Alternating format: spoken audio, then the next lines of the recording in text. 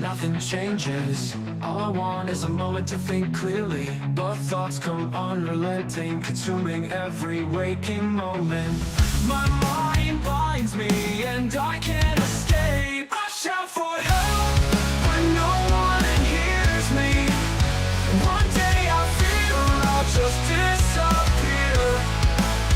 Lost in this chaos, I'm searching for peace, but it's hard when my thoughts never cease. Everything I do is all-consuming. My mind races, leaving me breathless and worn. I try to find solace, but it's fleeting, leaving me with nothing but the echoes of my screams. I shout for help, but no one hears me. One day just disappear. Lost in this chaos, I'm searching for peace, but it's hard to find when my thoughts never cease.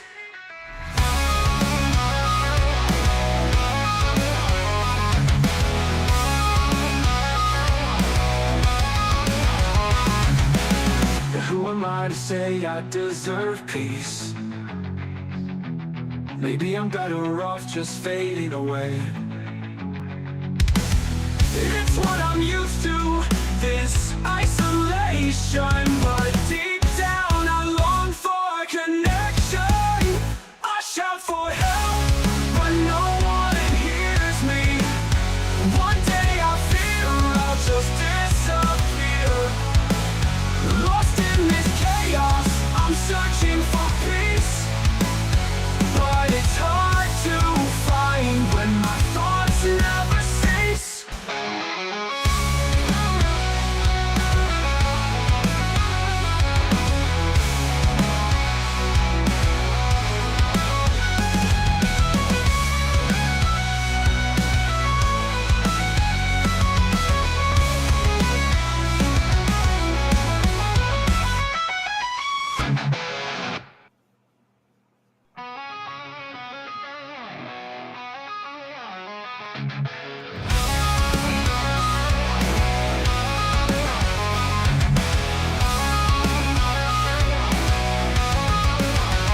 What up, everyone?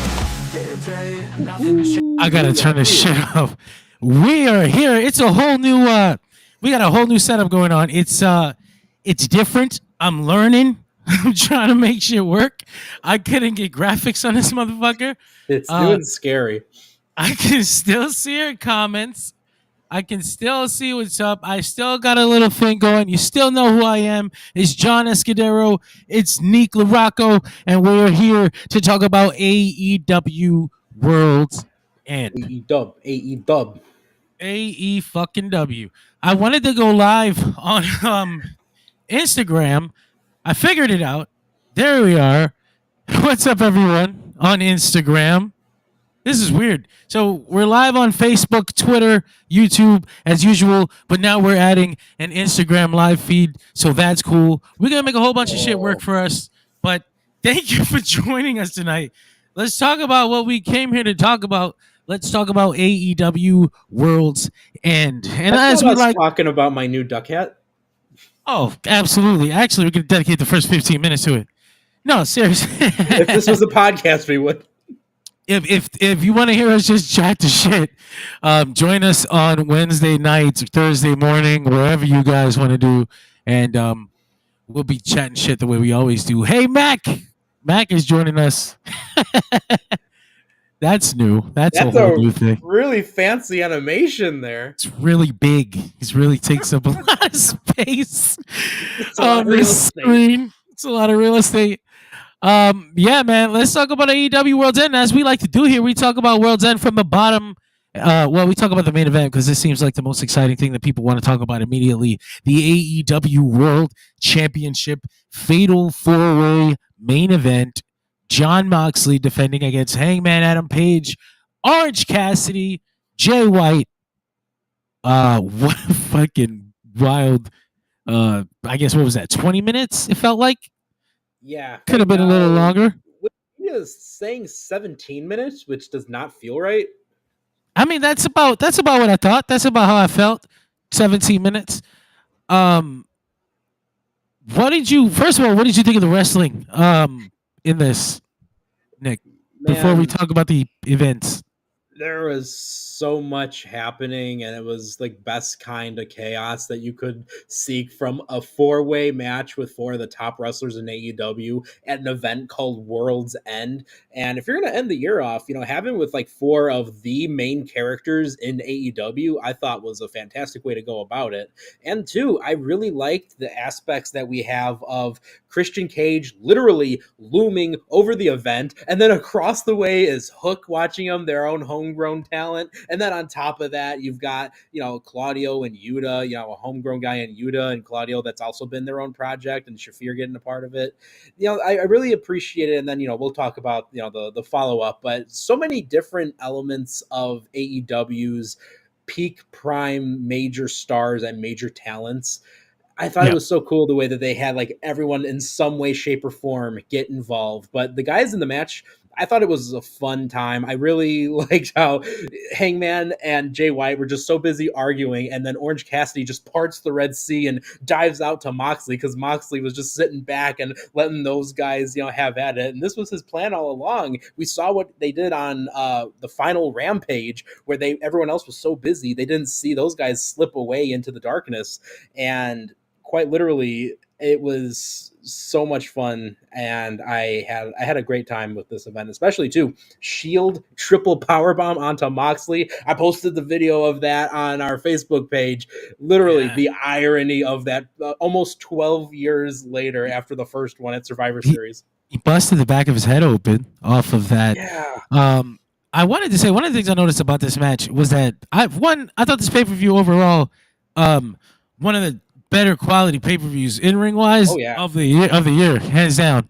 One of the big things was the crowd really, really sucked. I guess they were sitting on their hands for a lot of shit that was going on, but I don't really blame them as much as I blame some of the booking headed into this event. I don't know if you noticed, with this main event, a lot of people were fully involved. They were really involved in all four men and everything that was going on. And I would even argue that even if it wasn't one of the better matches of the night compared to some of the other matches that were going on, the people were still more involved in this fatal four-way main event than they were in some of the higher quality matches earlier in the night. And that's because this main event had so much more real estate on television, so much more room to tell a story. You had a match earlier like Hobbs and Takeshita, and honestly, pretty much almost every match tonight after the first two matches in the Continental Classic, which have built-in emotional attachment, every match after that had to work to build their crowd back to them. Every match started with a dead crowd. It Yeah. was like, and thankfully everybody who performed felt like, okay, let me wake up. I'm gonna wake these guys up. Everybody who went out there tonight felt like, I'm going to wake this crowd up with my performance, and I feel like every single match succeeded. But think Yeah. about the matches that happened tonight that didn't get any fucking story on television or had any story that people cared about. What'd you have? Like I said, Takeshita versus Hobbs. They didn't get an ounce of story on television. None.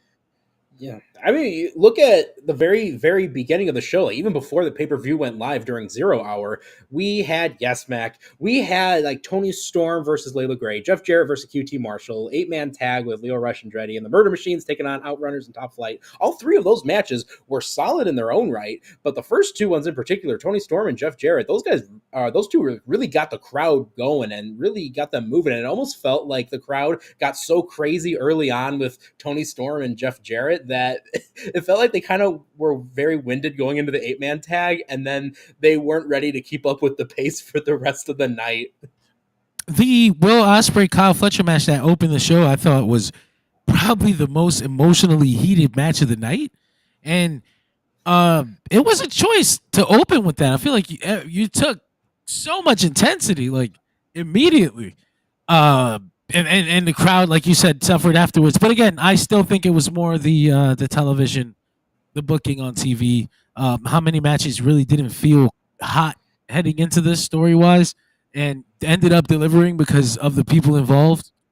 But Yeah, it was absolutely an investment thing too. And when I think about like Mariah May and Thunder Rosa or MJF and Adam Cole, baby, both of those matches, we've been going over different things with those matches for months, but both I think felt very much in the earlier stages or in the central stages that fans really just didn't care until the talents really shined through and got the fans to care. yeah, honestly, that might be a commentary on everything, that a lot of things in the company. But I don't know if it's time to have that conversation. We're talking about AEW World's End specifically. So, but yeah, so this match, this main event match, Jon Moxley does win. The interference from the Death Riders is too much to overcome. They did get thrown out at one point, but they snuck back in. Wheeler Yuta, Marina Shafir finally catches a Blade Runner. She finally gets one for her troubles. And then it was a swift one too. It was fast. One of the loudest pops of the night for that too. And then Wheeler Yuta is kind of pesky, and then he succeeds in knocking Jay White out long enough for Jon Moxley to Death Rider his ass. After Hangman, knee. It was a pretty cool finishing stretch there where everybody, I mean, Hangman pretty much killed everyone. Hit every single opponent in the match with the buckshot lariat. Here's my question with that. Why did he need to knock out the ref to do that? I think he was just angry. He was just flipping the fuck out. He was just being himself. He was like, he keeps losing himself is what happens here. But he does fail. Everyone fails. Jon Moxley and the Death Riders. That was a story point. Sorry to interrupt you there. Was Hangman, his own anger, like you said, taking control, but then that cost him later because once everyone was down, the ref that he punched out couldn't count to 3 for him. Yep. And so we'll see how they follow up with Hangman Page. Honestly, I feel like sometimes he's one of the biggest guys in the company. He shouldn't be involved in some smaller thing after this. It honestly should be one of the bigger stories in everything that's going on. But maybe that's just me speaking as a fan. But I think even objectively, like, he's one of the more over people in the company. He was the main character of the company for the first 3 years. I don't think that kind of stink goes away. But regardless, Jon Moxley wins. FTR, they start a beatdown on Jay White, and then FTR comes out to save him. At which point, I was like, oh shit, like, are they going to join the Death Riders? Because they're dressed in all black and everything. I was like, what the fuck?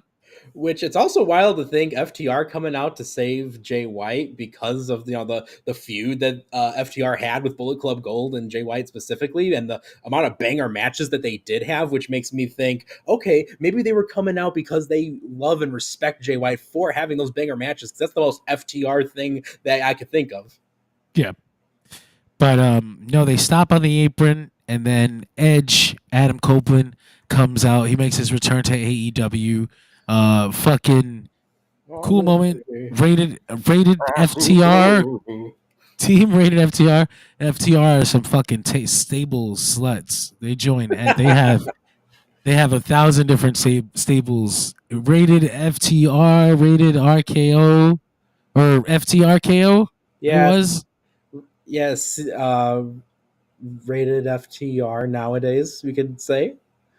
I guess. But I feel like, when they teamed with Randy Orton, they teamed with Edge, they teamed with Daniel Garcia. They had names CMFTR. Yeah, they have a lot of friends. Edge joins them. They beat down the Death Riders. Edge stares down Jon Moxley, calls him kid. Max says, "What's in that cup? Juice. I can't. I don't like drinking at home. It's not my thing." It's I don't know, not my thing. I don't judge anybody that does, but unless you beat your kids, in which case I'm judging you. I'm judging you. But anyway, Edge versus Jon Moxley looks like the direction some point down the line. But this Wednesday, rated FTR versus the Death Riders immediately off the back. I was like, oh shit. Okay, but that's a very big match for the first episode of Dynamite on HBO Max. Excuse me, Max. Mm.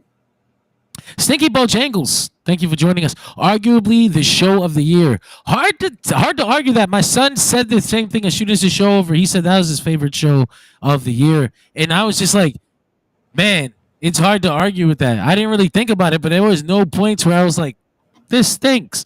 I guess there were more emotional highs on some of the other shows, if that's, and I think a lot of people are into wrestling for their emotional highs, but I think a lot of people who watch AEW are in it for like the violent dance.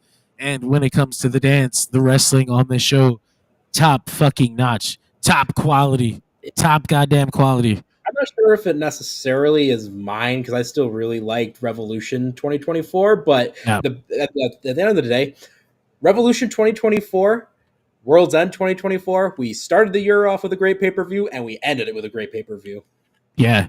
Yeah. I'm struggling to like I liked every AEW pay-per-view this year. I don't know about you guys. I'm trying to think of one that I didn't enjoy.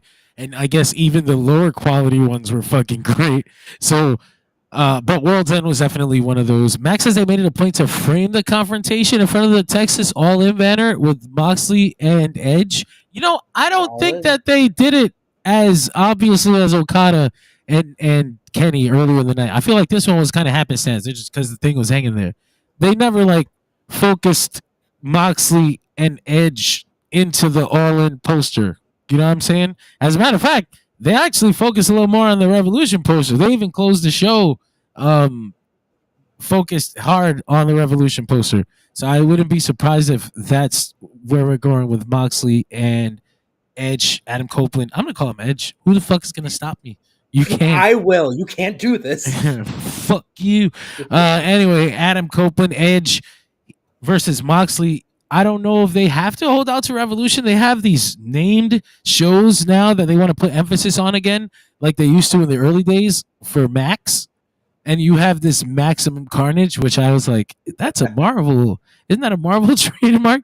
Anyway, AEW Maximum Carnage in John Moxley's hometown, Cincinnati, Ohio. And I was wondering, typical pro wrestling stealing a Marvel trademark. Stealing a Marvel trademark.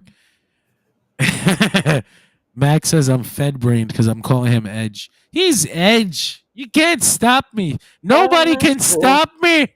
He's Edge. Can't wait for Y'all-In when it's Edge versus Dean Ambrose. Edge versus Ambrose. Now let's go. Anyway, we'll move on from, I guess, that closing of the show. Nick, did you have any more thoughts on the return of Adam Copeland, the future direction, what they're going to be doing, moving into Revolution, and I guess starting the build to All In now? I guess we could talk about that in a little while because, like I said, I don't think this is All In related. It was really nice. I mean, the mention too about the two giant banners with like Y'all-In and Revolution.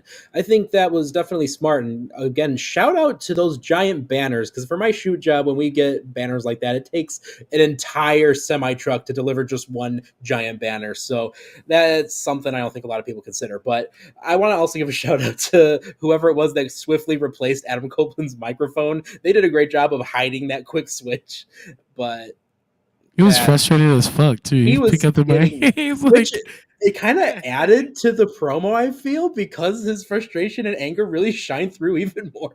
He had such energy, and he grabs that mic, and he got all that momentum, and it just doesn't work. He's like, "Fuck." Anyway, yeah, we can flip it back to the beginning of the show now. We won't take too much time on the pre-show. I guess I'll run through the matches. We did open with our rookie blue chipper, Toni Storm, her first pay-per-view ever. Great for her first time. First time. I think this girl's going places. I don't know about you. She's really young. I've been hoping that they pick her up. She's got potential. No, man. She goes up and she's continuing this gimmick, and I don't know if it's memory loss or if she just doesn't want to face the thing. But Deonna Purrazzo comes afterwards, and she's like, "Hey, I'm trying to point that this is stupid," and Toni Storm doesn't take, and so they'll fight each other on Wednesday. We also had Jeff Jarrett defeating QT Marshall, who's back to the Doom thing. He was dressed as Randy Savage at the Ring of Honor pay-per-view, so this was a Against surprise. the Black Machismo. So, yeah, it was cool. It was like face Randy versus heel Randy. Yeah, That was references to Elizabeth and Scott Hall and Sherry. Yeah. That was fun. The thing about QT Marshall is that he's not a bad wrestler at all. I mean, you don't really care about him going into the match because he's QT Marshall. And he doesn't have a significant position on the card, and when he did, it was like it didn't work. But he's never a bad wrestler. He's definitely you put in there with the people who need to be protected. You know, Yeah. an older person, a celebrity, people like that. And then he goes in and he has this match with Jeff Jarrett. Another good match. Not a bad match at all. I was just surprised that he's Jarrett. crowd loved Jarrett. Crowd loves Jarrett all the time. Yeah. Honestly, it's the most love that he's been in a long time. His AEW run. I would say that was like one of the reactions of that night was when that initial My world, my world. I was behind him. I was digging it. And honestly, I'll say I never cared for Jeff Jarrett the last couple decades until AEW. Then I'm like, okay, I love Jarrett. I understand. I used to hate him. Yeah. I used to hate Jeff Jarrett when I was younger, but these days that music kind of gives me nostalgia, and I'm like, it reminds me of fucking TNA days, and exactly. World. Anyway, Jeff Jarrett, after the defeating QT Marshall and preventing him from bringing the Doom, he says that every year in between Christmas and New Year's, he starts to think about his career, and that this Wednesday he's going to make an announcement. And it's like, oh shit. He's teasing retirement really hard, so I'm like, I don't think it's retirement. So we'll see what actually happens on Wednesday. But I do think maybe this could be Jeff Jarrett's final year in wrestling too. Maybe even if whether or not he gets to actually announce that on Wednesday. But remember, we thought that same thing with Dustin Rhodes, and now we just signed a new multi-year contract. Well, he just didn't want to get overshadowed. and now this year, a multi-year contract though. Well, now this year John Cena's gonna retire, so he's like, oh fuck, they keep taking them. So he's just gonna wait until the time's right. Then coming up next is like, oh, Seth Rollins is gonna retire. Oh, here comes Moxley's retirement. Roman Reigns retiring to go to Hollywood. Oh my god. Dustin's gonna be like 80 by the time he can retire. These guys who were here since actually that's crazy to think about. John Cena's gonna retire in 2025, and that probably made Jeff Jarrett go like, I've been wrestling for a long time. I think I should get out of here before I get overlapped. Like, that's crazy. But we followed that match with the 8-man 4 tag team. It was 4-on-4. Leo Rush and Action Andretti, they're out here dressed like fruit. Against Leo Rush, Action Andretti, Lance Archer, and Brian Cage defeated Top Flight and the Outrunners. Leo Rush is such a cool name, by the way. And they're such a cool team. I've realized, like, I really like them. I don't even have to. They haven't done anything, and their presence makes me care about this match more than I would normally. Yeah. They come out there, they do their thing.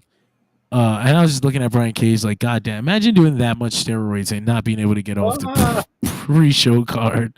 Like, that's fucked up. Like, what are we doing? So fucked up. Because he's not a bad wrestler by any means either. He's not. He really isn't. I like Brian Cage. I've always liked Brian Cage. I liked him in Lucha Underground. I liked him in TNA. I like him in AEW. But they got nothing for him. I think it's because he's not a good, anything else, but that's fine. A lot of people aren't. Because, in any other word, I could picture this guy. And when he was first in AEW, I was literally picturing that he was going to have kind of like what Murder Hawk had. He was just one by one destroying people. And then it seemed like Murder Hawk lost that. And I'm like, ooh, the Murder Machines, they're going to get together. And they started off great. They were crushing not just any jobbers, but some of the biggest jobbers that they could find, physically imposing guys, 300-pounders, 7 feet tall monsters even. And they were just crushing them. And then we stopped seeing them, and they weren't doing it. They made a big deal when they debuted, like, oh, Lance Archer and the fucking Machine, we're gonna be a new team for the Don Callis family. And then Tony's like, yeah, you are. You're gonna work your way from the fucking bottom. We'll see you in July. Oh shit. Okay. Okay, that's funny as shit. That's like a lot of what they do. They're like, here's this new thing. He's starting from the bottom, just like everybody else. We're fair here. Oh shit. Anyway, also, I always think it's funny whenever the Outrunners come out and they switch to what is it, like the 4x3. top. Oh, I like that. And it wasn't as clean tonight. Tonight was too clean. Actually, I was like, that doesn't look 4-3. I love how it was like the swap into it, and then right when that was done, they swapped back out for Andretti and Leo Rush to come out. Jeff Jarrett has always been Stinky Bojangles' GOAT, and Max says on his last run, signs 3-year deal, one last run in 2028, talking about Dustin Rhodes. But the private party comes out after the match to stare down Leo Rush and Action Andretti because I guess there's this unspoken thing where the team that got the pin gets a shot at the tag team champions, but it wasn't made clear by anybody in charge. That was the thing. Like why are Lance Archer and Brian Cage really angry? You know, like who told them that this was exclusive? Like all four of you guys won. Why wouldn't it be a triple threat tag team championship match? You know, like you guys are victors, but you're not the real winners. Like what the fuck? So then why wasn't it just a fatal 4-way tag team match? Whatever. That would make too much sense. It did. So that closed the pre-show, and now we can get into the main show where we kicked off with fucking Will Ospreay versus Kyle Fletcher. Jesus, holy hell, Christ. Well, Mac talking about Brian Cage says Brian agreed. Listen, that's his. The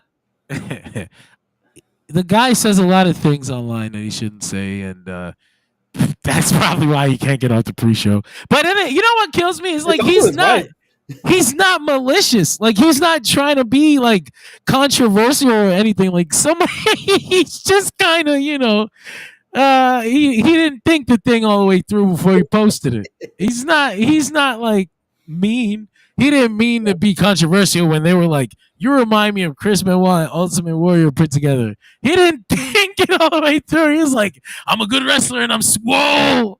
Yeah. Like, I feel bad. I feel bad being like really angry at him about that because it just makes me laugh. These people get hit in the head for a living. We have to give them a pass sometimes. Honestly, though, like he kind of reminds me, for if anyone watches those like early, like mid 80s Jim Crockett World Championship Wrestling episodes, like he reminds me a lot of Warlord when he had hair. Yeah, no, he reminds me of a lot of guys, but at the same time, it's because he's able to move the way he moves. He's got his own thing going on. He's exactly what I wanted Warlord to become, basically. I also think he doesn't do too much flippy stuff like he used to. He used to do a lot more movement that I would be like, damn, if he would get some more power stuff done, it would work a lot better. And lately he has, and I don't know if that's because it's just age. You know, your body gets older, his age just have to slow down. Oh, but man, I didn't even think about it because I'm looking like, wow, Brian Cage is 40 and Archer's 47. Yeah, he's been around for a long time. There's no time for him to like catch up and become a thing. But you know, I like Brian Cage. But anyway, we get to the main show. Will Ospreay and Kyle Fletcher come out there, the semifinals of the Continental Classic. Fletcher with the most points in the entire Continental Classic with 12. First place in the B League. I was going to say the Gold League, right? Blue League. Blue League. Fuck. I don't know what colors. Yeah. Fletcher was 12 points in the Blue League, which was also 12 points the most in the whole tournament. The first place dude. Let me see how this works. Can I do that? Did it show something? Nope. Oh, give me a second. Ah, there we go. I'm gonna press play on this. It's hard, this new fucking fangled. This match was awesome. Okay. This match was great. We were sharing clips all fucking night. Excuse me, I'm trying to mute that. Because goddamn, they were so heated. And honestly, what is this? Their third match? Oh, something like that. In AEW. They had one match that was friendly. Then they had the angrier match at the pay per view, and now this is the second one in that series. Yeah, that's right. So that their matches are always great, but the more heated that they get, the crazier that they've been. And I almost argue that they shouldn't have opened the show with this, but because of the way the tournament is set up, they had no choice. And honestly, Because you're wrestling twice in one night. yeah, this crowd might have ended up the way they ended up anyway. But some of me thought maybe it was because this match was so intense, so heavy right off the back. But I don't know. It was incredible. I don't know if this was match of the night. It might have been because fuck. There's a lot of choices for match of the night here. I got honestly just like I described it to somebody to somebody when I was writing the fucking recap. I described it as will Ospreay turn Hurricane Rana into a Styles Clash, and you go, what?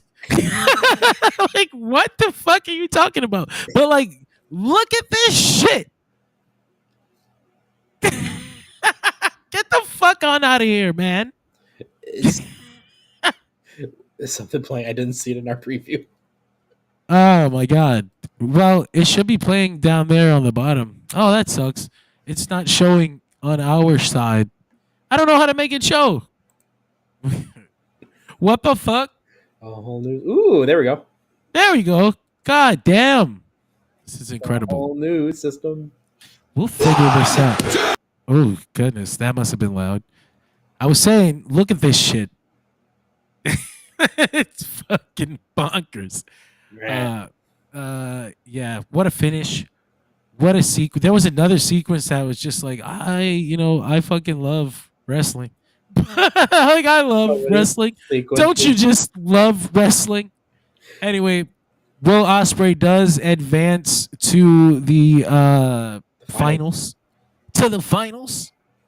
Oh, okay. I see how it works. You do the thing on this side, and then you confirm it. I see. So that you don't make mistakes. Interesting. That means you guys will never see any titty on this stream, unfortunately. Anyway. You know what a lot of people did get to see that we did not talk about was kind of ending the post show and opening the pay-per-view was Welcome to the Jungle in the opening video package. Did they put that on the actual pay-per-view video package? Because I was like, why wouldn't you put this on the pay-per-view? You paid so much money. They played it on the pre-show. They played it at the end of Collision. They played it, but I was like, why wouldn't you just open the show? And they had 30 extra minutes over on the back end. Like, you could have played this. Get on Collision. You could have played this. Not Collision. Dynamite. You could have played this on the beginning of the pay-per-view, and you paid a lot of money. It's not my money. Whatever. But yeah, I'm like, this is Welcome to the Jungle. That feels very expensive. Why is it the end of a pre-show? And it would have been cool. Like, it would have been a cool mood setter. And even then, why is that not? If you're paying all that money for it, and the way Tony Khan does it is, his perpetuity. Why not make that the theme for the event? Because that would be so cool. Because just like hearing like da-na-na, while like you see like Moxley and friends driving through the desert, I'm like, wow! Imagine if the video packages to promote the event had that. Imagine if they had played this song in the weeks leading up to the show instead of just that 1 week at the end of Dynamite. Anyway, exactly. I digress. I can't. Sometimes the little things that get me mad in AEW can be very frustrating. But the larger things like the wrestling, which is what I come to the show for, are just so outstanding. I fucking love wrestling, and this show is like multiple times in this show I'm stood up off my feet like I love wrestling. I love wrestling. It's so fucking good. And this opening match was one of those several times, several sequences. And any other night, any other year, a match of the year candidate. You can tell how good a match really gets to when we start posting a bunch of clips from it. All night. All night long, baby. So we followed that up with the second semifinal. One thing we can also discuss is just Ospreay gushing buckets of blood. I was getting vibes of like JBL Eddie Guerrero from there. I legitimately thought when I saw it, especially like shooting out and pouring, I thought he was going to go into shock. He ran the blade twice. He got shit on the side of his head and up here somewhere. And this one bled so fucking much. It kept bleeding. And one time in the promo, he punches himself after the fucking match and he starts bleeding again. And I was like, fuck. During the later match in the finals, then we get the fresh blood. Yeah, exactly. John Cena blood vibes. Jesus says, Max says, Muda scale broken. Muda scale broken. Jesus says, John Cena Judgment Day 2005 vibes. It was wild, bloody wise, and again, crazy intense way to open the show. Like I was like, is this right? Like, did we do something wrong here? Anyway, for I guess a lesson for future historians to look back and decide, because tonight, as a person who watched it live, I just had a lot of fun. But I did think the crowd, not in this match and not in the Okada Ricochet match, but for the rest of the show, I felt like they kind of hurt the show a little bit. You kind of hurt the show a little bit, guys. But you know what? We'll get into that. The next match was Kazuchika Okada versus Ricochet. Boy, The gold leader with 10 points, and Okada, the defending Continental Crown champion from the Blue League, with 10 points. I like that they were able to kind of Ricochet won his block, and fucking Kyle Fletcher won his block for all the fun thing, for all the shit that happens and for all the heel stuff that they're doing to Ricochet. He won his block. He won. He made it to the semifinals. We'll talk about that in a second because I have things to get off my chest. Ricochet and Kazuchika Okada come out here and they have a great match. Will Ospreay and Kyle Fletcher, their match was so intense in the beginning that this match was a different kind of match. They worked a whole different kind of match. First of all, Okada playing like a dick, but also having to be babyface to Ricochet, which is a weird, interesting balance. Worked perfectly with this crowd. It was perfect. It worked perfectly. There was the one spot that everyone could stop talking about where Okada fucking, I feel like this is going to be a goddamn, it should be on highlight reels. This is one of the things AEW should have on highlight reels, the damn Okada Ricochet moment here, because it's so viral. They go around, the crowd had been chanting, nah, nah, nah, nah, nah, nah, nah, nah, hey, you're a bald. And they've been chanting about Ricochet being bald for weeks now. And Ricochet does the thing where he fucking guy's pulling my hair and he has no hair. And the referee's like, what are you talking about? You have no hair. And so they're playing into it. And so Okada comes, he does this shit, slaps Ricochet on the back of his head. The most over thing of the night. Yeah. The crowd stood up and gave a round of applause for that moment. But yeah, Ricochet and Okada actually did have some very physical sequences towards the end of the match after they did a lot of the character stuff.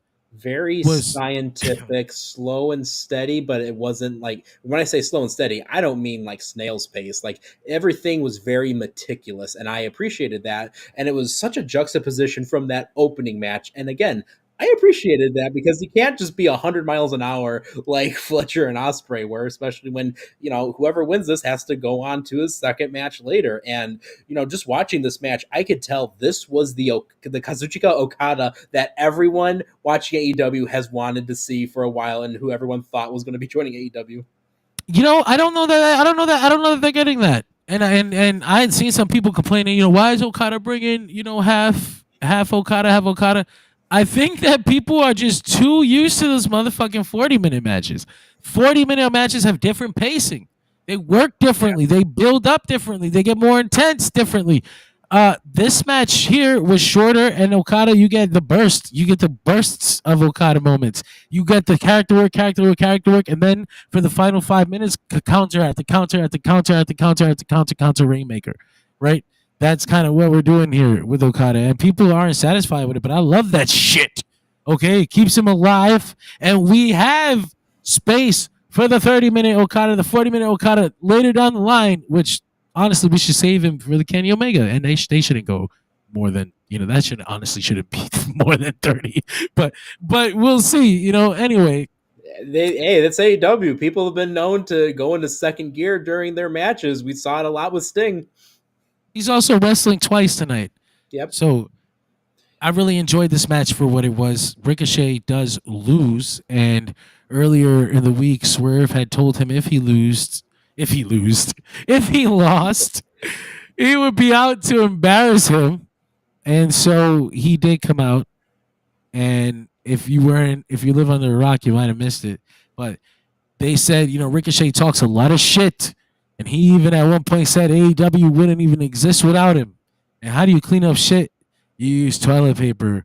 So we're all going to wish Ricochet a happy new year. And then they fucking, doused him with toilet paper. I love that they embraced this because, there's a lot of times people will, edit this out of video. We don't want the crowd to do this again. I mean, even some of the Hammerstein ones were edited out for time, probably. But he had gotten pretty intense toilet papering at the Hammerstein ballroom that they had to cut out some of on Dynamite. And I was like, oh no, they don't like it. But then they came out here and they leaned all the way the fuck into it. And I wonder if they're like, I wonder if they're encouraging people to bring toilet paper now. Is that like, or they're just gonna be stealing it? Like, if you can't bring it, you're just gonna go get it from the fucking men's bathroom at the arena. It sounds like real giant industrial rolls. Like, have we made a mistake? But no, very fun stuff. People are really saying, like, this is bad. This is bad for Ricochet. Oh no, like. Meanwhile, when I'm watching this, I'm thinking, I haven't cared about Ricochet this much in years. Yeah. Like, this is great for Ricochet. What the fuck are you guys talking about? Also, remember 4 years ago when the things that are in Swerve's hand and the fans' hands that they're throwing in the ring were a delicacy in a way that you couldn't get your hands on those? That's actually really funny. Yeah, fucking 4 years ago, you couldn't grab toilet paper during COVID, and now they're just willy-nilly throwing it. Now we are a wasteful society. No, things are back to normal. Things are back. Anyway, very good moment for Ricochet there. Charles, thank you for joining us. Says he thought the Hurt Syndicate would show up. I did think there was because the Hurt Syndicate had beef with both of them that they would show up, but nothing for them tonight. I guess they're gonna be going after Daniel Garcia for Shelton Benjamin, but I don't know what what Bobby Lashley is doing next after defeating Swerve. He's been kind of in a stasis. Well, he's cheering, so he's meditating right now. Basically, they should have him floating then in the back. But, oh my gosh, I kind of like the idea though of like Bobby Lashley just meditating while Shelton Benjamin's like just kicking ass. If we could sit him on a shelf and just float him always in shot, that'd be awesome. But yeah, Bobby Lashley, I imagine that means that the next thing that he's going to do is going to be big, and they don't want to waste him on something smaller. And they've been doing the less is more approach with Swerve as well, where he wasn't appearing until, he dealt with Lashley, and then they actually pinned him, which is, or put him to sleep, which is crazy. And now he kind of disappeared again, and he's involved with Ricochet. So we'll do Swerve versus Ricochet at some point down the line. I'm excited for that. That'll be good. What'd you think of all this? Man, there's so much that was happening at once, but like you said, this was the first time in a while I've actually genuinely cared about Ricochet and what's going on with him. And I think based on, I don't want to call attention to stuff and certain people saying things, but the online discourse has really in its own way been making a lot of people talk about him. And what matters most a lot of times is just that they spell your name right when they're talking about you. And I think that's exactly the right vibes for Ricochet going into all of this. And it almost makes me wonder, because she's such a troll, I kind of want to see Samantha join him in on this, because I want them to both be trolls who get toilet paper pelting them every day. I don't know, like, if the chicken or the egg came first here. Like, was he a geek online and then they realized, like, oh shit, let's lean into this immediately? Or like, were they planning this angle and then he started being a geek online in preparation? Like, and I don't know which one is more genius. Honestly, I don't know if it was the pivot or the preparation. Like, I don't know which one I would respect more, but both of those are both of those work for me.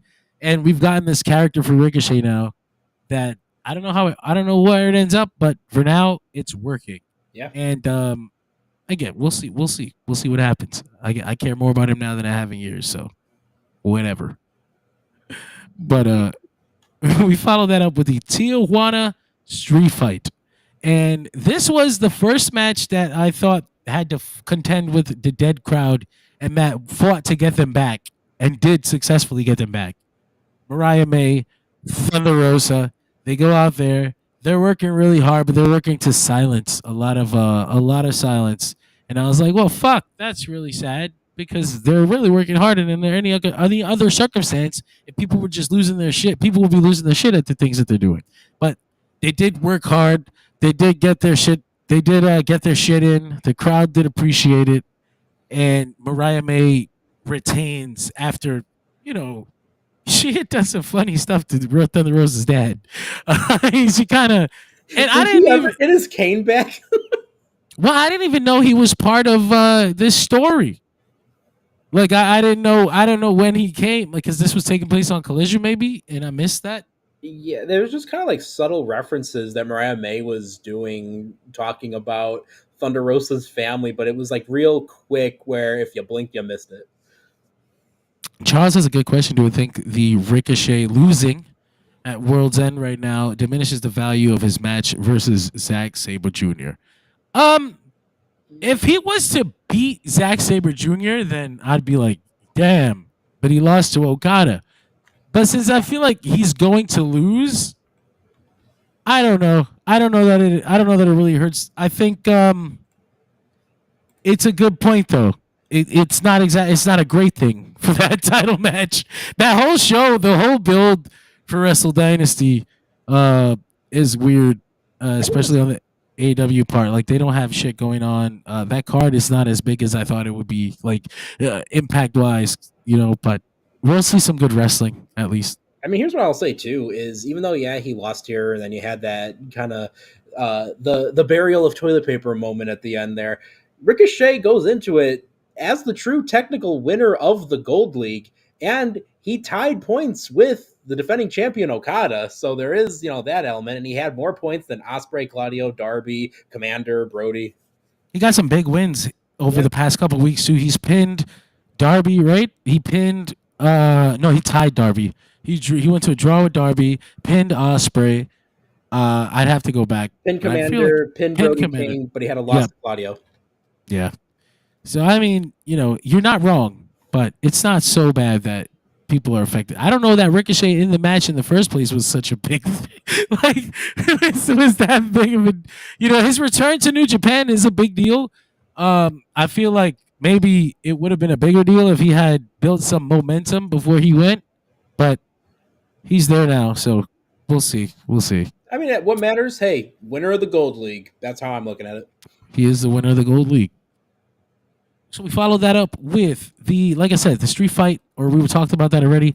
Mariah May retains with a great, was a nasty fucking snap pile driver, but the table like the table is meant to break the fall, but it kind of looks like it just hit the table and then it broke. Like, took all the impact. If you're trying to see the oof. Now Mariah May making a move. Ouch. Jesus Christ. Oh, poor Thunder Rosa. She just became a ragdoll at that point. Poor my eardrums. Anyway.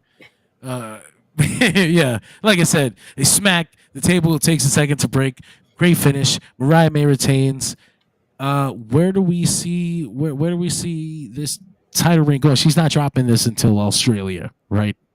Absolutely. They gotta hold out. We gotta, take us forward so the rookie can develop some wins, get some momentum, and then hopefully she gets to a point where maybe she can have her first world title match.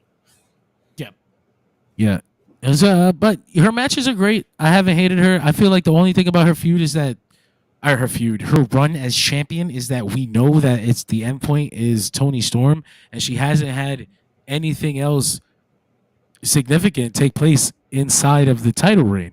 It's just like, okay, the story kind of went on pause when she won the title, and now she's just defending the title. Like, this is like exposition in the story. Like, if this was a movie, these championship defenses would be musical montaged and taken care of in a minute. Right. But we have to live through it in real time until Tony Storm gets back. 'Cause the thing too is, we still have those in-story elements with that, because you had the whole B plot with Mina Shirakawa, and it's like, after that match, that was the end of it. I felt like if any match could have easily had a rematch, and maybe they thought that they could have that here, but they weren't able to secure Mina for that time frame. I don't know, but it felt like this could have easily been, the rematch, the death rematch of Mina versus Mariah. Honestly, that story had the most meat. That could have been the story that carried them while Tony Storm was gone. Yeah. I don't know. I don't know who's in charge. I don't know who to blame. But the person that should be blamed should be blamed. So I'm blaming you, nameless story person. You fucked this one up. Mariah May's matches have been great, but no fucking meat, no substance, and that's why they had to contend with a dead crowd. Thankfully, they're so talented that they won the crowd back. So we'll fucking see. I don't think this is a problem that's going to be fixed tomorrow or next week, but in time. In time for what? I don't know. Time for timeless. now is a match with a funnier situation. MJF versus Adam Cole. They have had a lot of TV time. But the people don't give a fuck about this story. They stopped caring that last year's World's End. Unfortunately for them. So I'm trying to get a banner going. You know what the fun part too with this was, and you could tell that Thunder Rosa's dad was still sitting there because MJF comes out and calls him Yosemite Sam. There was a moment on commentary where Nigel goes, "Is that Thunder Rosa's dad or is that Danny Trejo?" And the whole team just shuts up for like 30 seconds. Like, I don't know if they were laughing or if they were getting yelled at. It's like, that's funny shit. I think periodically too throughout the night he was still like sitting there as a fan, so he was still there for the whole show, and I love that. MJF and Adam Cole's match was a lesser version of Ospreay versus Kyle Fletcher's match. A lot lesser, but the story that they told was different. The story that they told was that either man was at a point where they're willing to do anything it takes. They were even willing to cheat at the end, both of them. MJF is a better cheater than Adam Cole. And so he was successful. When Adam Cole tried to use the Dynamite Diamond Ring, MJF kicked him in the dick because he is a more successful heel. Again, the crowd did not give a fuck about this match, and they were good, so they were able to get reactions, but I don't think they won them to the point where some other people did. Though at least at the end, the crowd did wake up, and especially for the post-match stuff where Roderick Strong returned and Kyle O'Reilly returned, and they fucking got back. They started teaming. They did the double team move, the Undisputed Era. The boys are back together.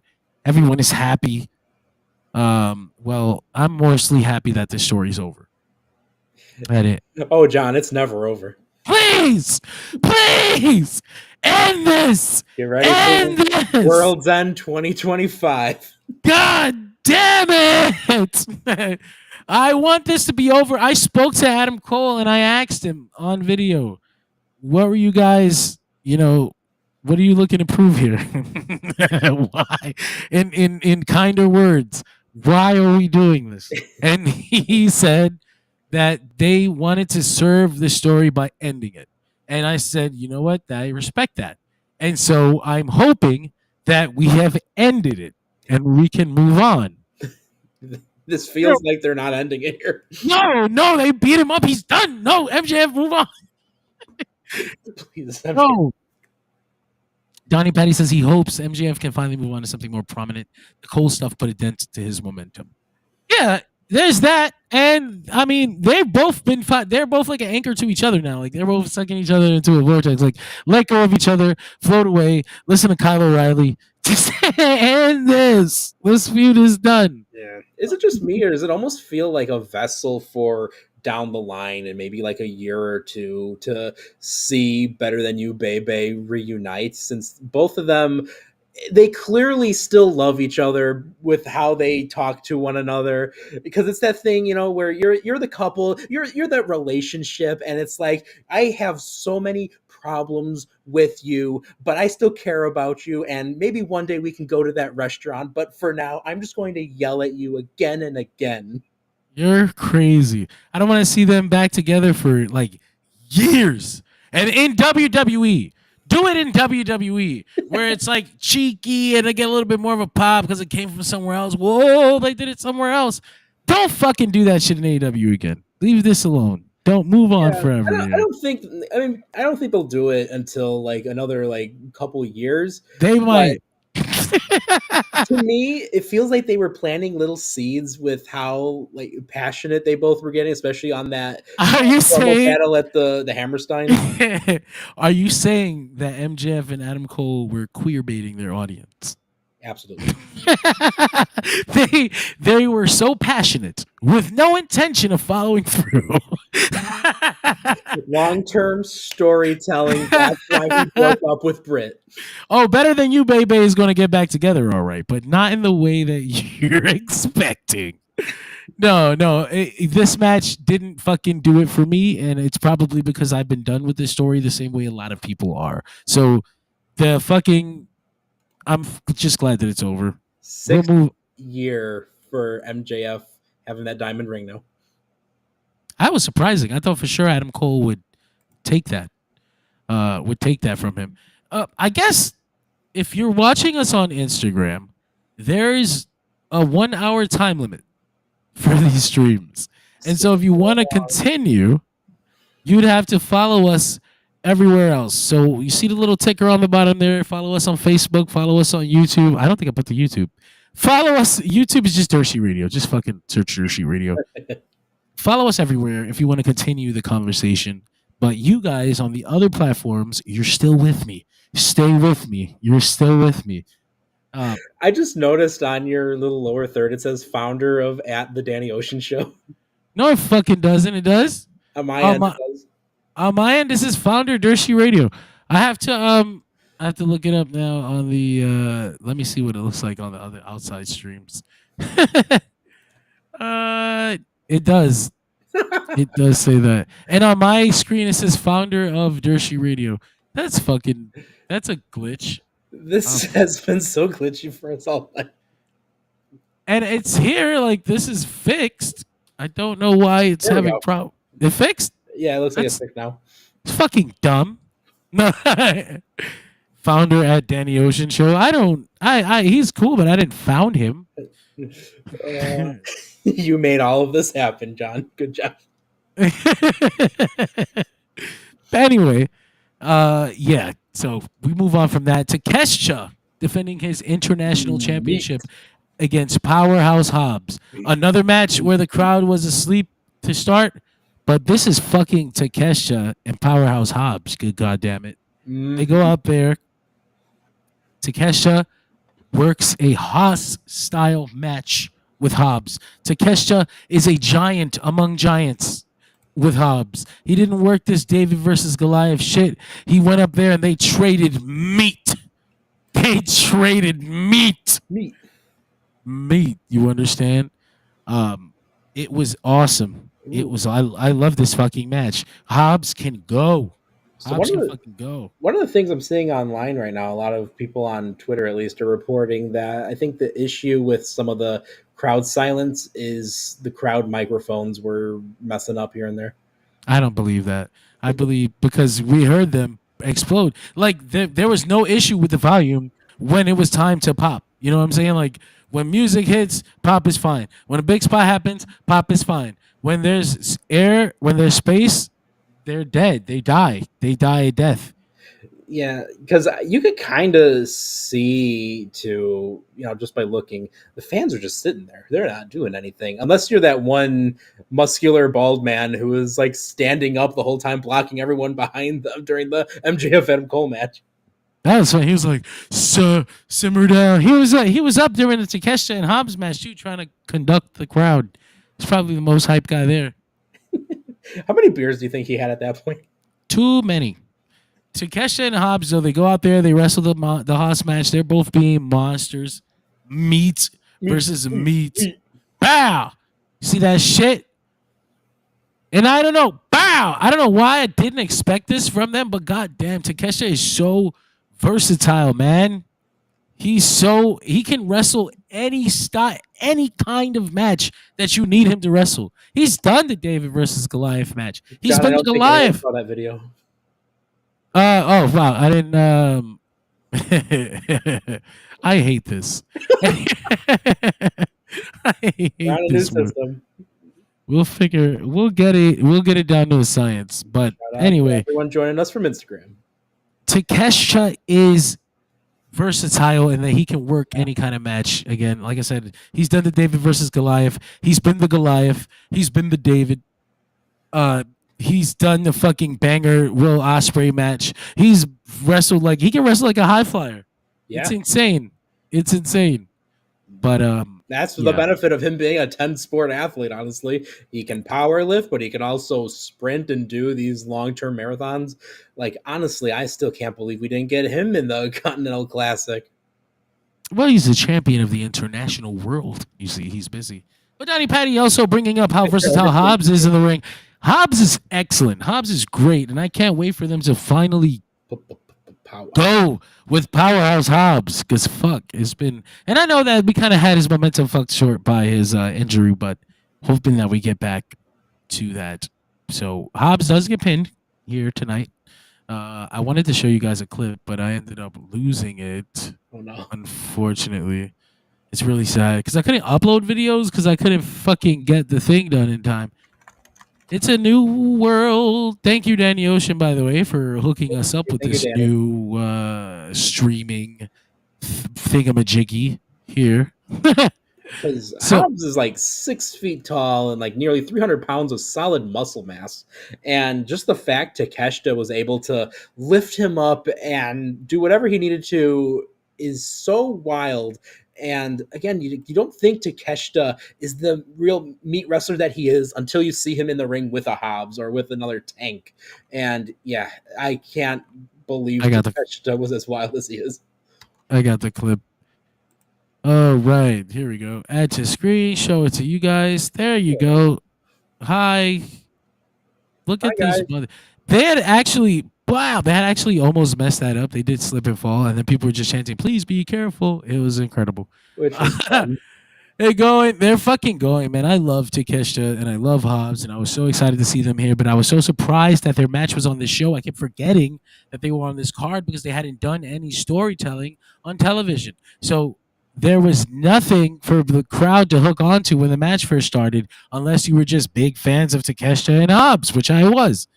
But yeah, fucking excellent match. Mm-hmm. So we follow that up with, Mercedes Moné versus Kris Statlander 2. This, if Ospreay versus Fletcher isn't the match of the night for me, Mercedes versus Kris Statlander is this might be one of the better women's matches in AEW's history. I don't even say that.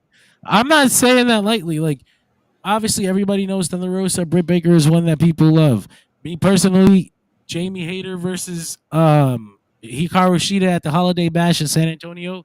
One of the best women's matches AEW's ever done. Mercedes versus Kris Statlander here, man. Fuck! This match was awesome. They went out there and they beat the shit out. The fucking sit-down tombstone pile driver on the apron, Mercedes! Apologize! Apologize! Don't forget the 1, 2, all the way up to almost 10, like literally 9.9999999. The fucking Kurt Angle Undertaker stop. Hold the fuck on, I'm pinning this bitch, or I'm not done beating this bitch's ass. Is what she was saying. Dude, this was a wild match, and I'm gonna leave this left it all loop tonight. I'll leave this little loop playing on the bottom there because it wasn't just the intensity. They told a good story. They told the story of hatred. Mercedes being like, this bitch came too close last time. I cannot let her get that close this time. But Kris Statlander is so good. She almost wins the AEW GBS Women's Championship. She's doing all this wild shit. Mercedes has something to prove. She has a chip on her fucking shoulder. People are talking about her in ring in AEW. Her in ring since she left WWE. For the past couple months, she has been going out there, performance after performance after performance, and people keep going, "Oh, this would be the best Mercedes match. This might be the best Mercedes match. This might be the best Mercedes match." It keeps on fucking happening, and I'm about sick and tired of sitting down and politely allowing you people to disrespect this queen. Mercedes Monae is one of the best women's wrestlers on the fucking planet. Kris Statlander stands right up there with her. I need to see Kris Statlander win something big in 2025.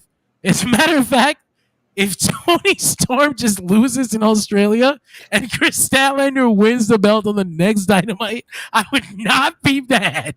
I would simply not be bothered at all. Kris Statlander deserves to win something, but story-wise, it didn't make sense for her to win here. Mercedes losing the belts on a random show because of a good match makes her just another person. When she loses her belt, it has to be a big story. It has to be to someone that makes sense. You know, some people might not always like Mercedes Monae, but it's Mercedes Monae. She's one of the top biggest women's stars, and even beyond that, she's one of the top stars, period, that they have. And, you know, I just looking at this match on replay and these little bits, it just makes me think if any match that isn't, you know, that opener with Fletch and Ospreay is going to be, you know, the era of everything having to be like an AMV, I could easily see this match, you know, being set to something really awesome, like a hard rock, alternative rock, and just having these two going at it for the whole time as like some Evanescence or Linkin Park song plays. Like, the highlight videos for this are going to be sick. The AMVs that show up on Twitter inevitably are going to be sick. I'm just very excited to see more of Mercedes Monae doing this kind of wrestling, being this kind of physical. You know, people are saying Kris Statlander carried her. That's not what happened. That's not the match that I saw. You know, like, those are haters just trying to hate for no reason. Donnie Patty says he thought the Full Gear match was better, but this was still excellent. I can agree. I don't know if I agree with that, but I have to rewatch the Full Gear match.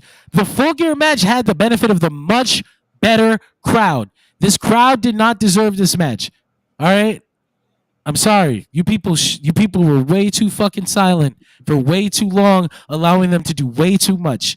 All right? You were No, you're not disrespectful, but you're fucking losers. And you hurt the atmosphere of this match. Orlando, you can suck my balls tonight. The collective of you, all 10,000 of you, get in line, take a lick. Oh, man. Well, it was nice having y'all here, Orlando fans. We love you. We'll miss you. Fuck you. You sat there on your hands the whole night. You Mercedes and Kris Statlander out there putting on a generational performance. And fucking you guys are out there like, can't wait for the finisher. Get the fuck out of your WWE ass crowd. I'm sorry. When the crowd is inside an arena called the Edition Financial Arena, that just kind of lets me know what kind of crowd we're going to have tonight. Mina Shikara beating Mercedes Monae at Wrestle Dynasty in Japan for the IWGP Women's Championship actually has a decent ring to it. If you wanted to start the Mercedes Monae downfall anyway. Which I guess she had gotten a little too cocky and she fucking fired her Camille. What the fuck happened to Camille? That wasn't even a story thing. They had no intention of revisiting. They were just writing her off television. Like, we've made a mistake. So we thought you were better than you were. And as it turns out, you kind of stink. So we're going to let you go. No! Oh, man. That's actually fucked up. Because it was the thing, too, where if you thought that she would come back at any time, it would probably be for that match, but nothing happened. No. I don't know if that's happening. I think that's dead. It's a dead dream. Anyway. We'll miss you. We'll never see you again. So, the Continental Classic Finals. The Continental Championship on the line. Kazuchika Okada. Will Ospreay. This crowd is losing their absolute shit before the bell even rings. It's one of those holy shit. The match hasn't even started yet, but they're so appreciative to see these two men. And somebody's gonna tell me the crowd wasn't mic'd up. You fucking heard them when Okada and Ospreay were standing there because there's built-in emotional attachment to both men and the tournament and whatever they have going on. They didn't need a story. This is when the Twitterverse is going to say, but they fixed him by then, John. They fixed him by then. Ospreay comes out. He's selling all the damage from the first match of the night. That was being held together by tape. You could argue that the only reason he lost was because he was so damaged from earlier in the night. Okada was significantly of better health. He had a lot less of a challenge in Ricochet than Ospreay did in Kyle Fletcher. That was one of the themes that they did play upon was Okada was more scientific and technical with his bout where he didn't have to go a million miles an hour because Nigel kept saying he knew how to pace himself. Yeah, Nigel was great. I was so bummed when he left. I think he was gone for this. Was he gone for this match? I think he was. Oh, maybe. But I think they had JR come out for the last two matches. It was Jim Ross, yes. Yeah, and Jim Ross was like sleepy. I was like, damn it, we got sleepy JR today. It's always sometimes JR will come out, he'll be on his shit. Still, it comes back in spurts. He was gone. He was on it for the Bryan match. But that's true. Yeah, but talking before we move on from Mercedes and Kris Statlander, which we did already, but I wanted to go back for a second. One, like I said, I considered it one of the better AEW women's matches ever. As it turns out, at 24 minutes and 37 seconds, they broke their own record from Full Gear, and they are now the longest women's match in AEW history. So they have the number 1 and 2 longest women's matches in AEW history, and then probably the number 1 and 2 best fucking matches, like in ring, straight up, no weapons involved, women's wrestling matches that they've had in the damn company. Awesome. Kris Statlander and Mercedes, marriage made in heaven, wrestling heaven. God, beautiful wrestling. Anyway, like back to Okada versus Ospreay. They go out there. They told the story of Okada trying to murder Ospreay's head. He DDTs him 3 times in a row because he's got the damn bandage on. I did see when Okada kept trying to like stomp the bandage away, but it was so stuck in his like blood-soaked hair that he had to like literally just rip it off. Grab it. He just wipes his own fucking head with it because he's a sick man. And he like tried to like put it up on his arm, but his bicep's so big it only went up like halfway. So Okada and Ospreay did the damn thing. I've seen all their matches, I think, and I don't know where this ranks among all of them, but tonight I had a great time watching. I never was bored. They did exactly what Will Ospreay and Kazuchika, what you would expect Will Ospreay and Kazuchika Okada to do, how you would expect them to perform. I mean, I'll show us some clips here because AEW is thankfully so friendly about that and not like the other place that gets really mad at us. But yeah, man, they went out there, they fucking killed it. Listen, there was a couple sequences that I was just like, again, I love wrestling. Look at this shit. Is this the one that I'm thinking of? Yes. Look at that. Fighting Spirit. He's no selling Fighting Spirit. Shut the fuck up. You don't understand. Bow! You don't understand what you're looking at. Surge of adrenaline. Look at that shit. Look at that shit. Oh, man. That's Okada's move, though. He's not going to stay down to that shit. No, look at this. Look at this shit. Picture perfect. Beautiful. Beautiful. Okada kicks out. They do have a couple more back and forths like that, but the finish... This was I think I pressed the fucking. I think we posted the video twice. Anyway, we do be doing that. So yeah, pro wrestling, greatest art form on the planet. As you can see, I was really excited when I posted that. I love wrestling. Ospreay and Okada were in there, giving us the best that they could within the circumstances. They already had a crazy physical. Well, Ospreay already had a crazy physical match earlier in the night. And story or no story, the human body is real. It's a thing. Ospreay has limitations. He is a man like any other. You know. One of the things too, I was thinking back to like CZW, and the way Ospreay came out all like bandaged up with like the white bandages, and just like completely drenched in all that blood from earlier that he didn't wipe off. It reminded me of like CZW's Tournament of Death, and in particular the way he came out all serious and just ready to fight, and he was like falling apart but still going to the ring. I'm just thinking of like Thumbtack Jack from that night where Nick Gage almost died. Like that is the vibe that I wanted from someone who is that fighter that's coming out to the ring.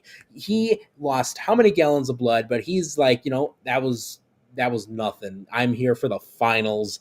And the other guy's the defending champion. He's got the gold. And the other person's coming in here already battered, already bruised, already bloodied, and he has that fighting spirit. He's not saying die, and he still is taking all the moves. He's taking all these kicks to the face. He's getting punched right in the nose, and he still is standing his ground to Okada of all wrestlers. That was great. I really appreciated the hard work that Will Ospreay did going into this, because again, they brought up that point too.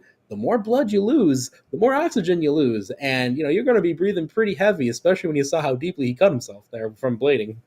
How do you see this? How do you see this match? And this is an Okada. This is Okada at half pace. To tell you the goddamn truth, how do you see this match and complain about the Okada that we have in AEW? Because he says, "Bitch." But what the fuck was he saying before? Nothing. He didn't. It didn't work that way in New Japan. You fools. I missed the Okada we had in New Japan. It formatted that way. You don't just give a fucking promo backstage in front of reporters and then one in the ring after the show's over. No, you actually have to do segments and shit and things that make the audience laugh and ha so that when the fucking pay-per-views come and they have the big matches, people can actually care. That stupid, oh, it's so stupid, Okada bitch middle finger. People lose their fucking shit every time he goes to get the ring. Fakes the Rainmaker pose and hits a middle finger. Mm-hmm. That's one of the favorite moments of the damn match.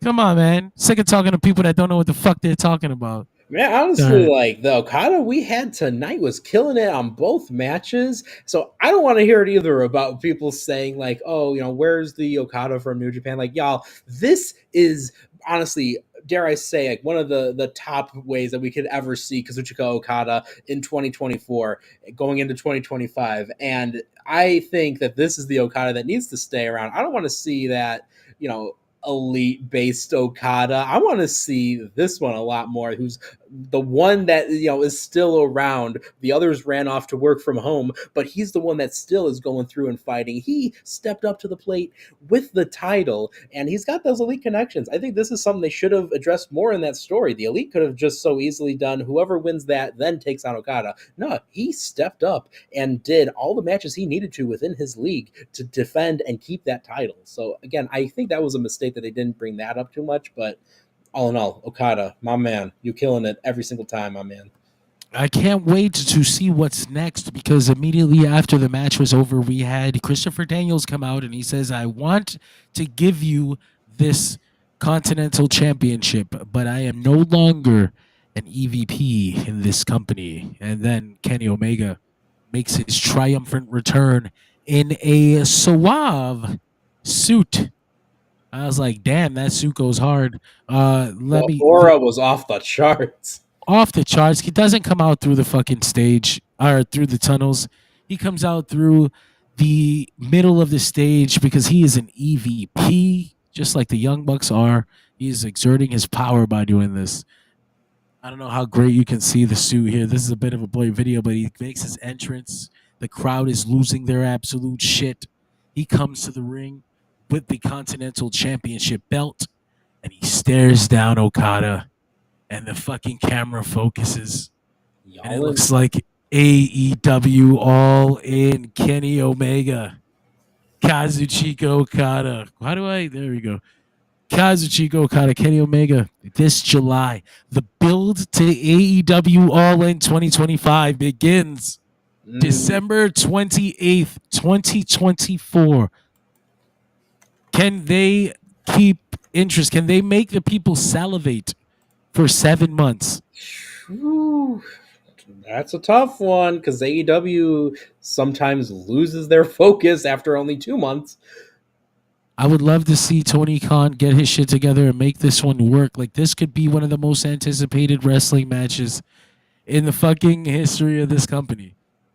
Kenny Omega versus Kazuchika Okada on United States soil. Sheesh. That is special. I will travel. I'm going to migrate. I'll walk to Texas if I have to see Kenny Omega and Kazuchika Okada live. Do you think I care that this is not going to be a 1 hour and a half classic that they had in 2017? No, I'm not here for that. I'm here to see Kenny Omega stand in front of Kazuchika Okada in front of my eyeballs. Okay? That's going to happen in America. That is massive. Yeah. Huge. I'm so excited. This gave me chills. Knowing that this was going to happen.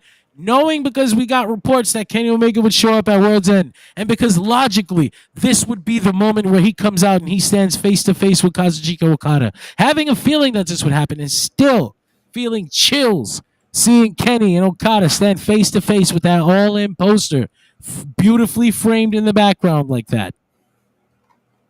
Ah, man. I'm excited. I don't know how else to express it. It's a good time. Nick, Man. where are you on this?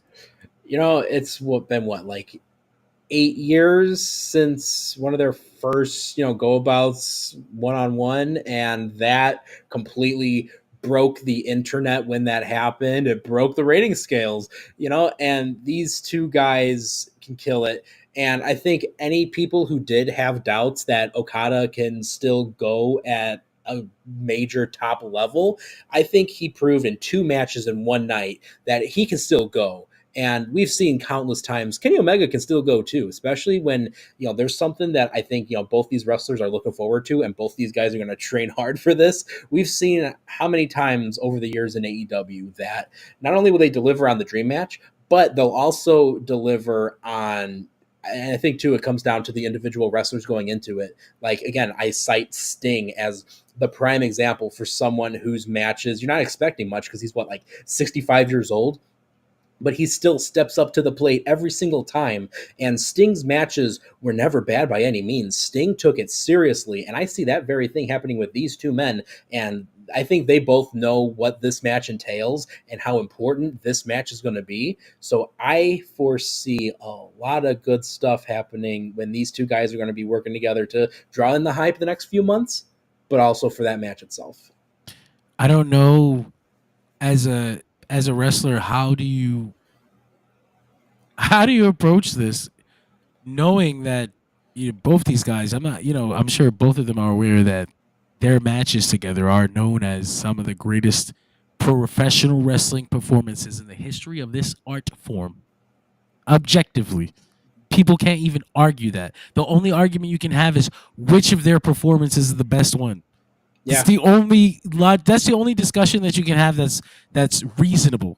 Because to argue against any of their matches being some of the best performances in the history of the art form is to make yourself fucking what's the word? It's on the tip of my tongue, and I don't want to say a slur.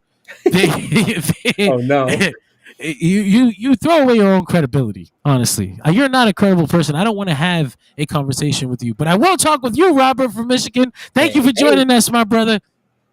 But I don't want to talk. I don't want to have a conversation with somebody that says something like, what's so legendary about Kenny Omega versus Kazuchika Okada? Like, literally suck my dick. I don't want to have the talk. I don't even want to talk with you. This match here, if it lives up to those, how do you how do you deal with that? How would you sleep at night? I would be terrified if I was fucking Kenny Omega or Kazuchika Okada. Man, again, I'm thinking back. I pulled it up now. Wrestle Kingdom 11, Wrestling Observer, 6 stars. Cage match rating 9.81 based on 1,200, almost 1,300 votes. This match went 46 minutes 45 seconds, and this is just 2017, so this is already a part of the culture of where people don't have those long attention spans. Like, people want things, done a certain way and at a certain, speed, and they were able to just tell such a story, and it was literally wrestling magic. And I think this goes to show why Okada and Omega are going to be, two of the most important wrestlers in the history of the business. Like 100 years from now, people are going to look back at these two guys in particular and say, these two guys were some of the most important wrestlers of their generation, because of the fact that these two guys know that they are important and that they can handle those big matches. They can handle wrestling in front of, how many, like tens of thousands in the Tokyo Dome, tens of thousands for y'all in. If you're going to trust any two guys to be in the main event, these two guys know how to handle it. I think the pressure, honestly, is what fuels both of these guys more than anything. Honestly, get that belt out of there. Get that belt on to somebody else. He should have lost it tonight. I guess they kind of alluded to it being on the line when they eventually meet at All In, but this should be the main event. What main events after Kenny Omega and Kazuchika Okada? I mean, I guess when you have the roster that they have, it's not hard, but still. Because honestly, you could argue so much looking back at their past matches that their matches kind of were some of the things that helped kickstart the potential for AEW happening in the first place. When Kenny Omega joined in here, so many people were citing Omega versus Okada as that's the Kenny we want to see. And then when Okada joined in here, everyone cites Okada versus Omega as being the Kazuchika that they wanted to see. So I think there's a lot that's going to be going into this, just from, again, the perspective of it's Kenny Omega versus Okada. This is the Kenny too. It's the same argument with Kenny when in the beginning. Oh, I want to see the Kenny that faced Okada. Exactly. He came out here. He got the New Japan long ponytail going. He's like in best bout machine mode. He's got the EVP suit on though, so I expect to see some story shenanigans as the weeks go on.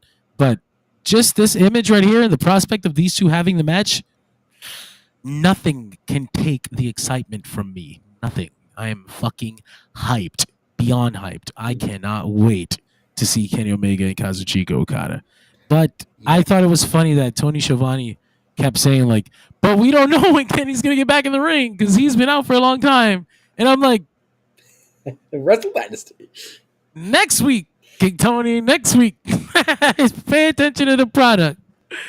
Thank you, Robert. Thank you. Robert says he loves the commentary. And I'd love to have you here listening to us. Unfortunately, we are about to hit the end of the show. We just have a couple things to talk about. One, I'd like to ask you all and Nick for your match of the night on this night full of excellent professional wrestling.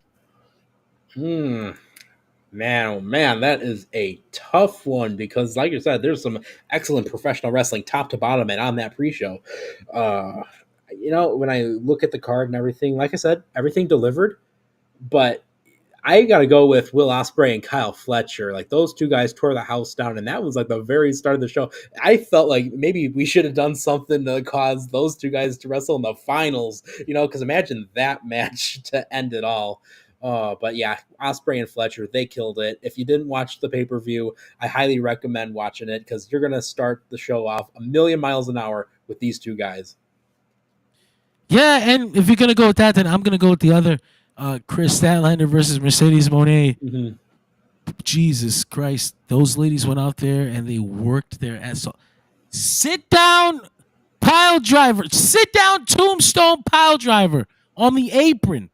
That's a shit that killed Stone Cold. You understand? The people don't do that move. Okay? Will Ospreay does all the 1990s All Japan shit. And Will Ospreay doesn't do a sit down tombstone pile driver. Okay? Mercedes Monae and Kris Statlander did that shit on the apron. Hardest part of the ring. Mercedes don't even got crazy thick thighs. She just gave it a sit down tombstone. If that had been the only physical spot in the match, it would have been 3 stars. But they went out there and they murdered each other over and over and over again, and for our pleasure and they're going to wake up with bruises, and they're going to wake up with a headache, and I just want to thank them. And God, Mercedes gear tonight. What the fuck? I don't know if we mentioned it earlier when we were talking about that match, but again, I just want to call attention to that moment where after that pile driver and Statlander's out, and it looked like that was the end of the match, and Mercedes Monae is like, oh, I can finally relax, and she leans up against the ropes, and then at 9.9 repeating, then Statlander slides right in, and Mercedes is like seeing a ghost almost. It's awesome. That was cinema right there. That screen, that flash, that moment, that screenshot, that photo is just great. They're both great. I need more of this Mercedes. Honestly, can we get some more Mercedes one-on-one singles matches like this on a weekly show? We got Max now to worry about, okay? Yep. Robert says it's usually working, so this is his first time joining us, but Okada versus Ricochet is his match of the night. The psychology and like who can outbrick who in the match. Yeah, absolutely. Okada running the ropes just to slap him upside the head. A great fucking moment that I think people are going to be talking about for a long time during this Ricochet run. Hard to disagree with Okada versus Ricochet as a match of the night. Again, shout out to Okada, who's had such an intense career, being able to run the ropes as fast and effectively as he did. Bro, he's so in shape. He's so, I don't know. We could fucking wax poetic about all the things Kazuchika Okada for hours, but I noticed he was getting gray. And I was like, oh no, time is coming. I was like, what are black highlights? What does that mean? No, who gets black highlights? Anyway, anyway, we usually do like a jobber of the night. I don't know if I have one. No way to do that unless you talk about the crowd. Honestly, I might go with them. I think that's honestly, it's gonna be my jobber of the night. The audience. The crowd in Orlando, Florida, you should have went to the house show if that's how you were going to act. If you were going to act like this, you should have went to the house show because this could have been a fucking all-time event. But the crowd honestly hurt the atmosphere for so many matches. Everybody had to fight to get them back. And thankfully, everybody tonight, on this night, was good enough to do it. I genuinely feel like everyone on this card showed out. Yeah. All right. And they did that to an ungrateful crowd. So fuck you guys in Orlando. But yeah, Robbie brought up something that we did forget. With his win in the Continental Classic, Kazuchika Okada has tied Masahiro Shono as the most decorated tournament winner of all time. 5 times. Yeah, 5 times. We'll see if he can get a 6th in the C2 next year. They did start officially calling it the C2 on camera. I was like, yes! I was doing that since day one. I called it the C2. We got the G1, we got the C2. That's perfect. But yes, so Megastar of the night, which we'll have our graphics back and all of our shit. I can't even say thank you properly. We don't have everything uploaded the way we usually do. But Megastar of the night, our final segment of the night. Nick, who shined the brightest on this night? Oh man, this is a real tough one because again, everyone showed out. There's not a single like bad wrestler on this card. Everyone did amazingly, especially just being able to wake up a dead crowd. But if I had to pick one singular wrestler who really I think stole the show, I say him numerous times on the Dynamite recap show, but I got to go with Will Ospreay. The man went above and beyond the Call of Duty. He completely, just was gushing in the first match and yet still was able to have a banger despite losing a lot of blood, a lot of oxygen, and being so worn out from not just the exhaustion from how he wrestles, but also from that blood loss. And the fact that then he carries himself into the next match with just as much energy as usual. And, you could tell there was some wear and tear on him, but the man's wrestling a second match in that crazy Will Ospreay style. And there was that scary spot too. I don't know if we've mentioned it either, where he kind of got his leg caught in the ropes. And ordinarily, I think most wrestlers would have just been completely taken out following that. And understandably so, that's a terrible injury. I was nervous. I gasped when that happened. But the fact that Ospreay springs back up like it's nothing, and the amount of times he does that and he has done that in AEW and everywhere else he's wrestled. It just goes to show how great he is. And if anyone stole the show, and if I had to give anyone my MVP trophy, it's going to be Will friggin' Ospreay. I just get scared sometimes because Yeah. he works such a incredible style. It's so physical. I don't know how much longer he can do that for, and I don't know because he literally says like I don't know how to slow down, and I understand what he means by that. Like he's found his optimal, what he thinks is his optimal storytelling. I wasn't gonna say tactic. There's a better word for it, but I smoke too much weed. the He's found his canvas and he paints how he paints, and it's hard to ask him not to. So he's literally going to paint this way until his body forces him to wrestle a different way. That's what's going to happen with Will Ospreay. That's why I get scared watching him. And I mean, who am I to police someone else's style? I'm not saying that I don't want him to wrestle this way. I think that if this is how he's come to peace with it, then it's his life, and life should be lived the way we want to live it. That's my biggest thing. I think life should be lived. If it's, you should make the choices that make you feel fulfilled. If that means you're going to be in pain when you're old, you've made the choices and you're fulfilled. In your pain, you will always be thinking, maybe I should have done that pile driver that way, but you know what? I'm a fucking legend. Everyone's still sharing it to this day. Robbie says I think about you. He agrees with you. No, I was just gonna say Robbie agrees with you. Him and Kyle Fletcher's kind of match, no title on the line. Yeah. Can you imagine what they would do with one more? Oh God, I can't wait because I know it's gonna happen. Exactly. World title. But I think too, one of the things, Ospreay has been so very open about his struggles with ADHD, and I think that's also just another factor that he might start wanting to do something a certain way, but then he just kind of picks up that natural steam and he gets those second wins. And I think he builds up his own, it's not even the fighting spirit. I think that's legitimately just Will Ospreay having those surges of energy that he'll get. Like a Dragon Ball character. It's Exactly. like you can see the aura. But I was watching him and Brian again because I was like, I wanted to double check to see if it still felt like it was one of the greatest matches of all time, and it does. It's special. It still makes you feel the Holy Spirit. But you see that moment at the end, which is probably my spot of the year. Like I don't think there's been a better spot in another match than Brian and Ospreay across each other in the ring and basically like powering up, like charging auras, like two fucking Dragon Ball characters about to throw blasts. And so whenever Ospreay gets that win, I will always see it that way. So Max is, how are we still here? Mac, it's been an hour and a half. This is a baby bitch stream. Like we do much longer streams than this on a Saturday as well. But my megastar of the night is gonna be Mercedes Monae, because get her name out your fucking mouth. Respect this queen. She's not going to keep doing it over and over and over and over again. I'm not taking this shit no more. I'm not taking it from nobody. Now we're back. Apologize. I want to hear apologies. I don't want to hear no bullshit. And wait till I catch Caesar on Wednesday. I was just going to say Caesar run. Bullshit. Caesar, you better fucking run. Oh, Mercedes is on. You damn right. Bow. As a matter of fact, the queen is on. What are you talking about? Respect. Respect. That's all I'm saying. No more of the bullshit. Okay, she didn't. What is she even? Did you see her fucking finish tonight? Like she hit the finisher outside and it looked fine. She rolled the bitch up.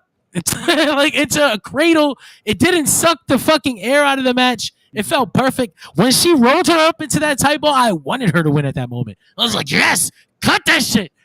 Bro, I loved this match. I loved Mercedes tonight. Kris Statlander should stand right here, megastar of the night as well. But I just really am sick and fucking tired of hearing this Mercedes Monae slander. No more. It's over. No more. I don't want to hear it. How many different matches is she gonna have? Okay. How many times? Versus Willow, versus Hazuki, versus Statlander, versus Sheeta. How many fucking times is she going to come out here and have an excellent match and somebody's going to say it's the other person? Yo, literally lick the bottom of my ass. I don't want to hear nothing from you. Nothing. We're going to two to tango. I'm not going to take it anymore. It's over. Mercedes is megastar of the night for me. And I got a whole new energy now. Like there's no more humbleness when it comes to Mercedes Monae. She's the CEO, the boss, and I'm coming at you motherfuckers with all the same energy that I should have been for months now. I let you talk for too long. Max says people who hate on Mercedes should just say that they hate women. Oh, yeah. Robbie says, yeah, he sees people say that she's holding the women back. What? Like, that's crazy to me. That's so wild. Crazy. What the fuck? Bananas. I don't got nothing more to say to people who have things to say about Mercedes.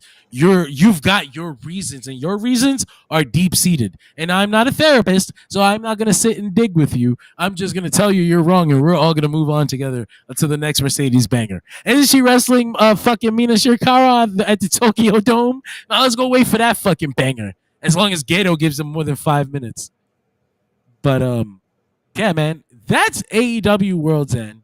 That's us, Nick, John. We were on break for the holiday weekend, but we welcome the stream back. We welcome the stream of content back. We're back. Monday night, we'll be back for the WWE Raw post show. Tuesday night, we're back for the NXT post show. Wednesday night, it is New Year's Eve. So I'll figure that out. But That's a good point. we'll probably I might get drunk. We'll do a New Year's stream. Woo! Happy fucking New Year!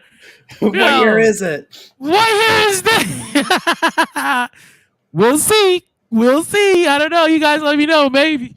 But we'll be back for the Impact stream on Thursday. Friday, Neek, Mac, John. Yeah. This Friday. And of course, the cycle continues every single week. Ends. Every single week. We are always on. You also get non-wrestling content that streams on Dershi Radio. You got Major Issue Show that streams every single week, once a week. You got it's usually available on demand on Thursdays, but it will stream live on the page.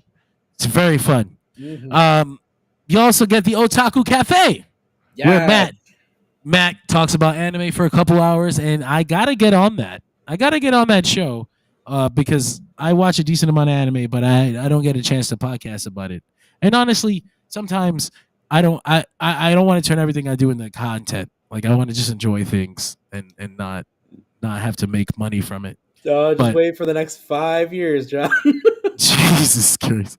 WCW cast on Yes. January 13th. They voted for WCW Greed 2000. Because the best part about it, that January became 10th, not Greed- 13th. Yes. Greed 2001 was such a meme thing that was only on there. Again, just for the meme of it. In fact, That's what you get. A little theme. That's what you get. Exactly. We were doing a theme with the two, and this was the issue because we put 80s events on there, and everyone's like, let's torture them and pop Greed on there. Yeah, we don't want them to enjoy themselves. What the fuck? You could do that every day. Hate yourself. John, Hate yourself. You can absolutely be on the Greed episode. Actually, what day is that? The 10th? I have I don't know, but I found a way to be busy. I'll find a way not to be there. I promise you that. No, man. Listen, we got a whole fucking stream of podcasts that are almost daily. If you follow us on Instagram, follow us on Dershi. We can stream live on Instagram now. Mac, you ain't getting away from us, motherfucker. You're streaming live. Dershi Radio is streaming to Curbside Heroes audience soon. Yeah. Anyway, we're streaming on Instagram now. This is wild. And we're going to get on TikTok. So we're going to stream on TikTok as well. We'll be everywhere. You can follow us everywhere. Robert says he's an old school fan. He would have wanted to see the 80s WCW cast. I know. They wanted to do the 80s WCW cast. Everybody gets screwed. we're going to do it anyways after Greed. So. Yeah, we'll get to it. But thank you all for joining us. This has been fun. It's always fun to be here with my boy Nick.